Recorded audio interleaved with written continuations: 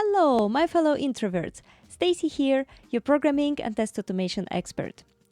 We are back on track on our journey with the magic methods of Python, and there are quite a few of them left actually, so tune in. And today I'm going to show you some representational methods, which are str, repr, and format. I will show you how to use them in practice, and I really hope you're going to be able to use them soon on your project. So we will start in a moment, but before that, please don't forget to like the video, subscribe to our channel, and also check the links in the description because you're going to find today's video code there, as well as some community links. You are very welcome to join our LinkedIn and Discord community, share your knowledge, and be up to date with our events. So now, let's get on with it.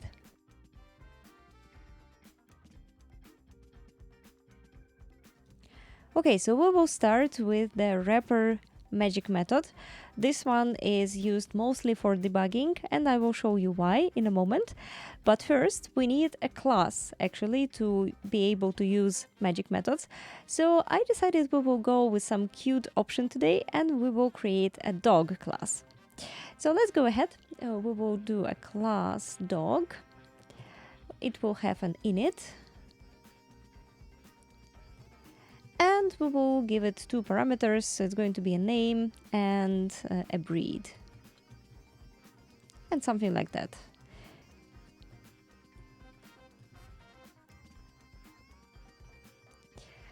Okay, so we have our dog classification, so we can actually define the name and the breed for this dog. So let's go ahead and create some dogs. So first dog instance is going to be Ami.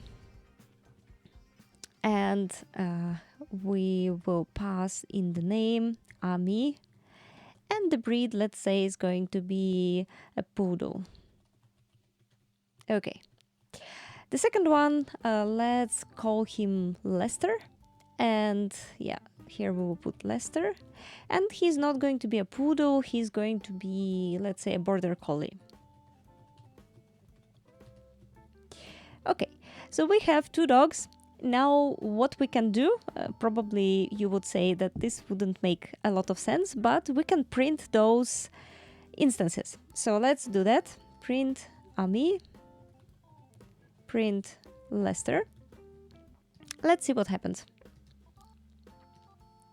Okay, so we have like main dog object and here dog object, only these things are different. So we actually see that these are objects, but what does it give us? Does it give us any interesting information? Probably not. So the first thing that you can do here is you can use the repr magic method in order to be able to represent these instances the way that they were created. What do I mean? So the repr magic method is actually being called when you do something like this. Now, we don't have any str, any repr methods in this class, but what is actually happening, the repr method of the object is being called. So let me show you. If we do a repr magic method here, and we return super repr, right, from this. If we actually do something like this,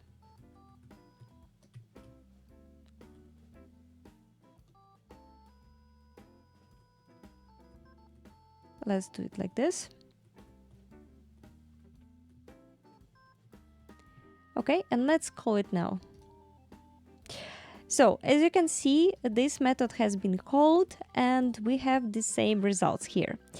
But this leads us to think that actually, instead of doing something like that, we could actually write our own text here. By the convention and by the idea behind the repr magic method, you have to represent how this instance was created, which will allow to understand for somebody who's developing something with your class, how exactly this instance can be created and how it was created.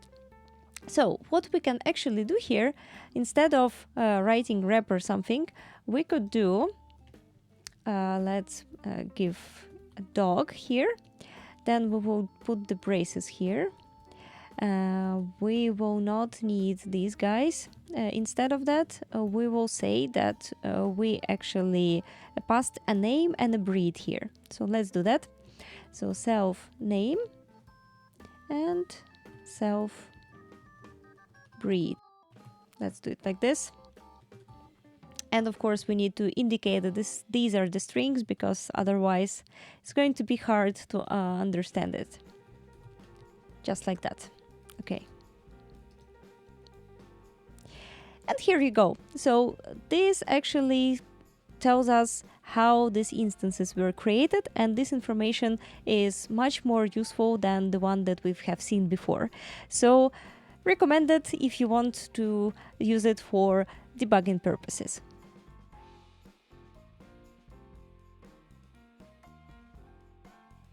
So now let's look at the str magic method. It's quite similar to the repr magic method, although you might treat the str magic method more as user-oriented and the repr more as debug or programmer-oriented. So let's take a look how it works if we add the str magic method to our dog class. So we're going to do def str, and let's return something more human readable here. So we're going to say, let's say self name, the self breed.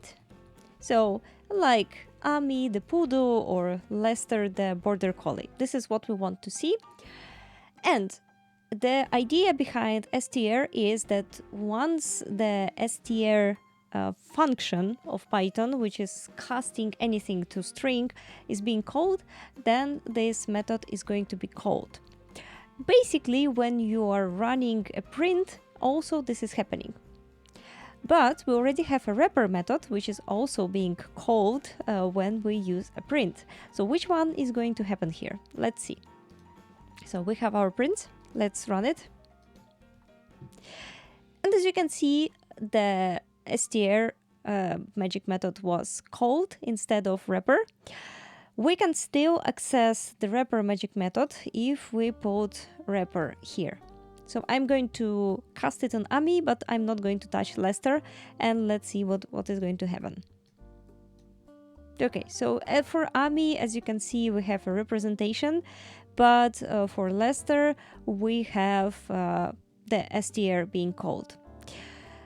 So you have like two different variations of how you can use it. Where can it be useful? For example, if you use datetime. So let's see an example. I will create a new file here. So let's do a tmp.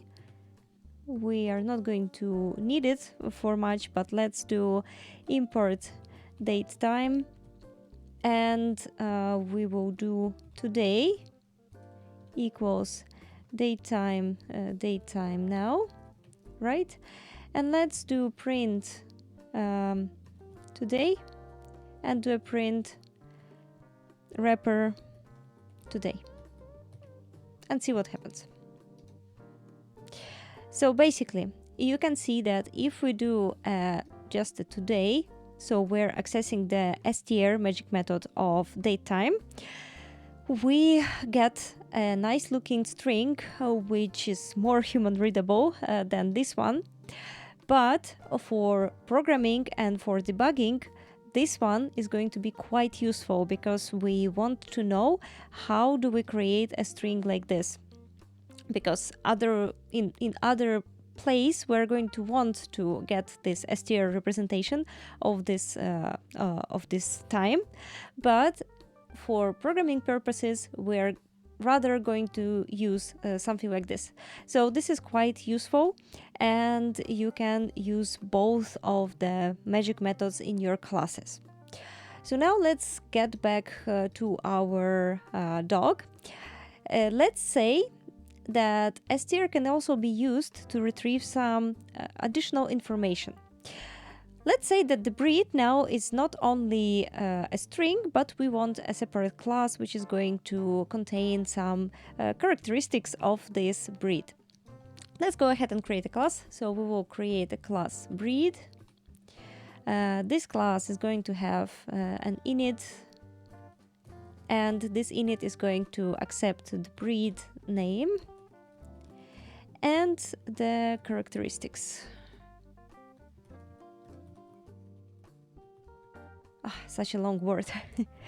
So we're going to do self name equals breed name, and we're going to do self characteristics equals characteristics.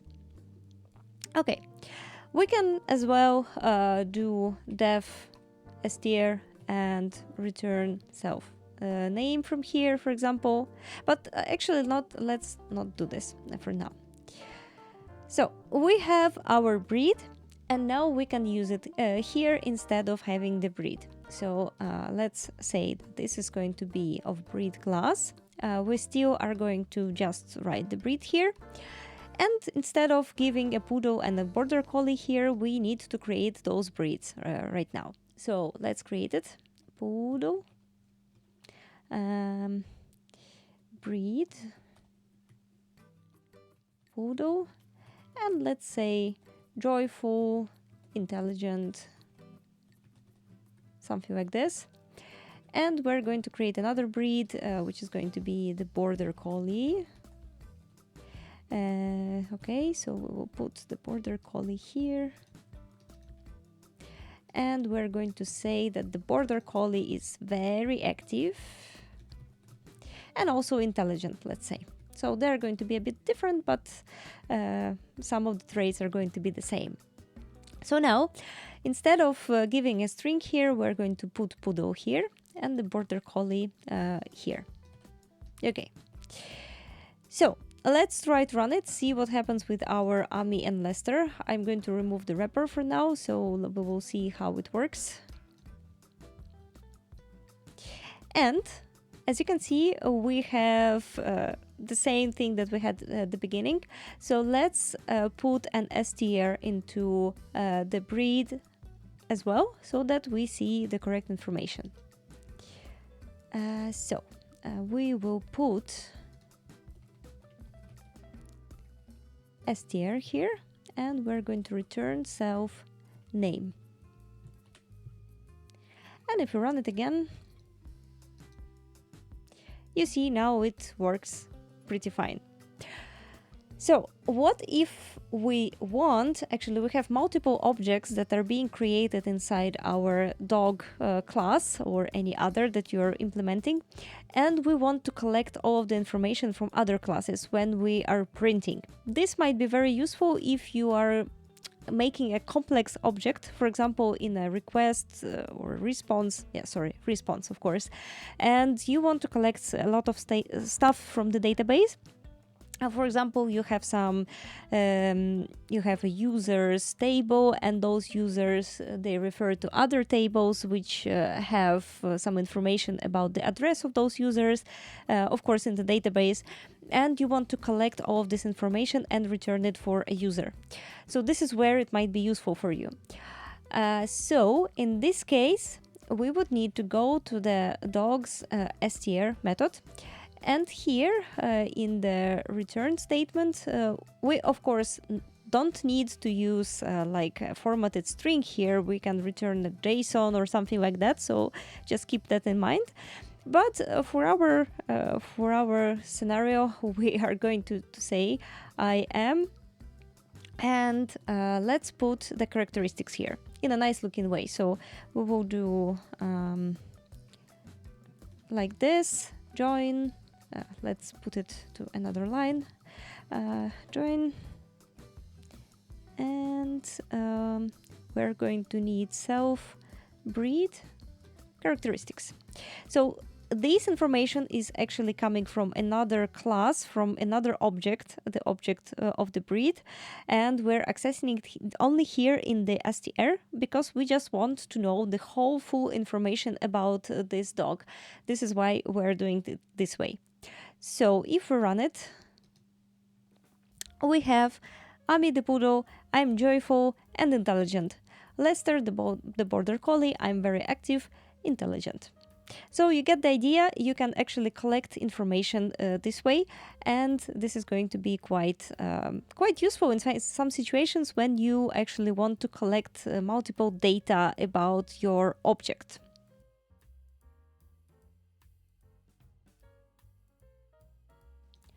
Last but not least, the format magic method. When is it called? Whenever you use your instance in a string formatting. So basically, if you use an f string, a string literal, or you just do a dot format and you try to use your object there, then it's going to be called. There is one other trick that you can use. I will show you in a moment. First of all, let's try to add a format magic method. So let's go to our dog and do dev format. And as you can see, there is a parameter which is called format specification, which can be also used inside of this format. This is the trick I was talking about, and we're going to take a look at this in a moment.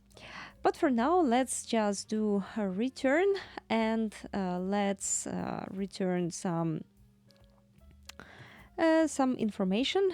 So let's do formatted, right? And what are we going to put here? That is the question. If you run, let's try to run this in a debugger, and I'm going to show you what is actually coming as parameters here. So we need to format the string. So let's do something like this with Ami.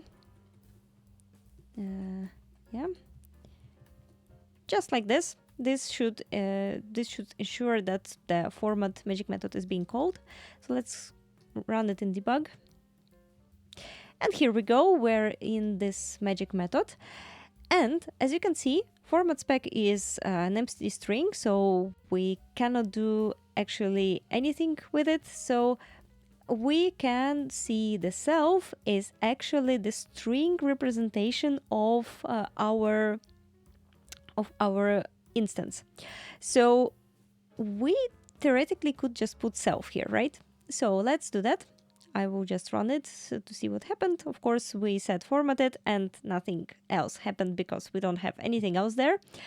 And nothing affected the border collie. It was fine. So healthy, good Lester, old Lester. So let's try and put self here, right? Just like this. And let's see what happens. It might surprise you. So let's just run it. We get an error. So let's see what is the error. As you can see, we have a recursion error. When this happened, I was also surprised. I didn't think about this, but actually, if we do something like this, if we just do format itself, it's going to go into a loop and try, I believe, to get the string representation, then to format it, then get the string representation, then to format it. And well, it's not going to work. How to fix it? You have to cast this one to a string. This way it's going to work. So let's try it. And as you can see, formatted, Ami the poodle, I'm joyful and intelligent. And the good old Lester. So you get the idea that this is going to be called if we do a formatting with our instance. But let's go back to this format specification parameter. It turned out I didn't use it my whole career. It was just right there, but I have never used it. Maybe I used it, but I didn't know what it does actually. That you can format with giving some additional formatting to your string. So to do that, you can actually put something like this here, and you can put a formatting. There is a list of default formatting that you can do. I will put it into the description. This is not the topic of today's episode, so I'm not going to go into the details. If you're interested, let us know in the comments. We can do a video about that. But for now, we will just put our own format here, and I will show you what we can do with this. So let's say we just put, I don't know, just Bob here, just to see how it works. And let's run it in debug. You will see that our format spec is now Bob, right? So this is just a string value that arrives with our format spec here, and it doesn't affect anything basically. But this gives us an opportunity to react to different format specs that are being passed into when we're formatting our string. So what if, for some reason, we want sometimes to get our dogs in a JSON format? Let's say we use some logging, or let's say this is actually a request and we're doing a response, and we want to log the response as a JSON, for example, in a logger file, but we don't want to do this when we're just writing to stdout. It's a perfect case. We can do this easily with the format magic method. So how to do this? We're just going to put JSON here, just like that. And now in the format magic method, we can do if format spec is JSON, then we're going to return, and we need to cast this whole thing to JSON. We need to form a dictionary and then cast it to JSON. So let's do a JSON, let's import it, dot dumps, and we're going to collect our JSON here. So let's do name, self name. We will do breed, self breed, and we can put a name here as well. And let's say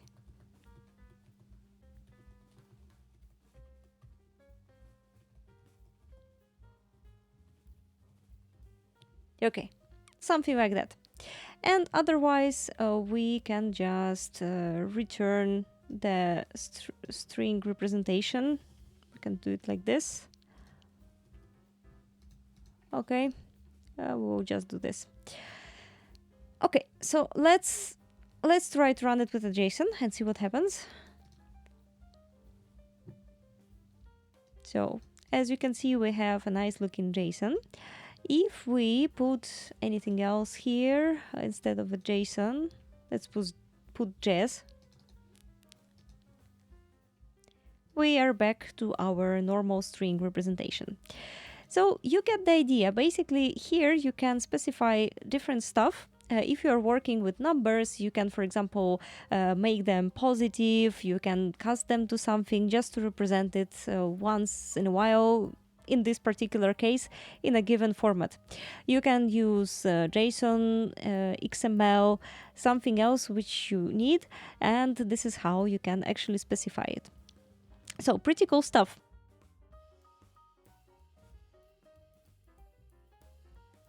So this wraps it up for today, but let's do some conclusions, as usual. So first magic method, the repr magic method, is intended to be used for programmatic purposes. It displays what this instance represents. So for example, if we're talking about dogs, then we would have a dog class which was used, and those braces that you use to create an instance, and then some main special traits for this instance. For example, for dogs, these were name and the breed. Then the str magic method is more user-friendly, more user-oriented, and there you can put some sentences. For example, if we're speaking about dogs, you can say, I'm Ami, I'm a poodle, or something like that. Keep in mind that if you have both the repr and the str magic methods in your class, then if you just do a print on an object, then the str magic method is going to be used, but you can still use the repr magic method and display it if you use the repr built-in function from Python on your object. Then it's going to show the representation of your object. The last magic method that we've learned today is the format magic method, which allows you to format the data in a way that you want. There are a couple of built-in formats. There is a link in the description, so you can check it out. But you can also specify your own formatting. Like if you want, you can cast numbers to a string, let's say. You can use a float instead of integer, or vice versa. Or for example, if you'd like to, you could cast your string representation to a JSON or to XML, anything that you actually prefer. So this is quite a good idea to use it this way. So I hope you liked this information. I hope this is going to be useful for you and you're going to use it soon on your project. I'm really thankful that you have watched the video until this point. I will see you in 1 week and I wish you a very happy coding.